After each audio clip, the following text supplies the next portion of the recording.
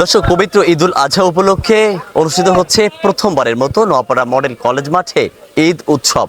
7 দিনব্যাপী এই অনুষ্ঠানের আজ প্রথম দিনে আমরা বিভিন্ন আয়োজন দেখেছি। তার মধ্যে একটু ব্যতিক্রম আয়োজন দেখেছি। The red Warriors blood donors এই অফিসিয়াল সংগঠনটি একটি ব্যতিক্রম আয়োজন করেছে। তাদের মেডিকেল ক্যাম্প বিষয়ে আমি একটু জানতে চাচ্ছি সাজেদুলের কাছে।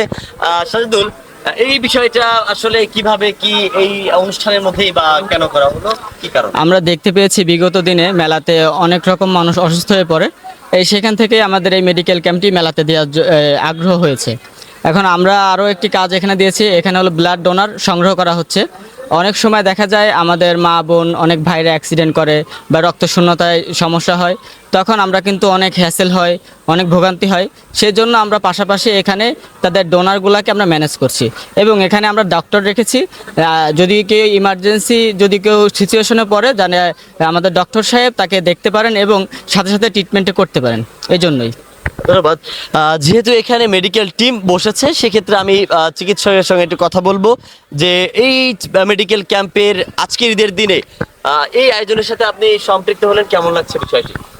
খুব সুন্দর লাগছে, খুবই সুন্দর। আচ্ছা, রোগীদের ক্ষেত্রে আসলে কি ধরনের সেবা এখানে দিবেন? রোগীদের ইমার্জেন্সি যত রকম চিকিৎসা আছে সব দেওয়া সম্ভব। 7 দিন যে অনুষ্ঠানটি হবে, এই 7 দিনে কি থাকবেন কিনা? হ্যাঁ, 7 দিনই থাকবেন। দর্শক, আমরা একটু যদি আপনাদের আরেকটু জানিয়ে রাখি, প্রথমবারের মতন নোয়াপাড়া মডেল কলেজ মাঠে অনুষ্ঠিত হচ্ছে এই ঈদ উৎসব। আয়োজক যারা কমিটির সাথে রয়েছেন, আমরা তাদের সঙ্গে বেশ কিছুদিন ধরেই যোগাযোগ করেছি। তারা যেমনটা জানিয়েছিলেন যে তাদের প্রথমবারের মতন এই আয়োজন ঘিরে অনেক জল্পনা কল্পনা ছিল, তার প্রতিফলন কিন্তু আজ থেকে শুরু হচ্ছে এই ঈদ আয়োজন।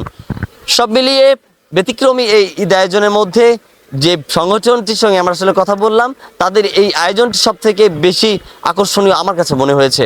বিশেষ করে দর্শনার্থী যারা মূলত এই উপভোগীয় অনুষ্ঠানটিতে আসবেন, যদি কিনা কেউ জরুরি সেবার জন্য প্রয়োজন ব্যাধিতে অসুস্থ হয়ে পড়ে, সেক্ষেত্রে এখানে কিন্তু চিকিৎসক রয়েছেন। তিনি আমাদের জানিয়েছেন যে 7 দিনই তিনি চিকিৎসা আসলে দিবেন এবং চিকিৎসা ব্যবস্থা তিনি আসলে সচল রাখছেন। এবং আয়োজন কমিটি যারা রয়েছেন, তারাও আসলে এই অনুষ্ঠানটি ঘিরে তাদের যে পরিচিতি, সেটিও কিন্তু আসলে ফুটে উঠেছে।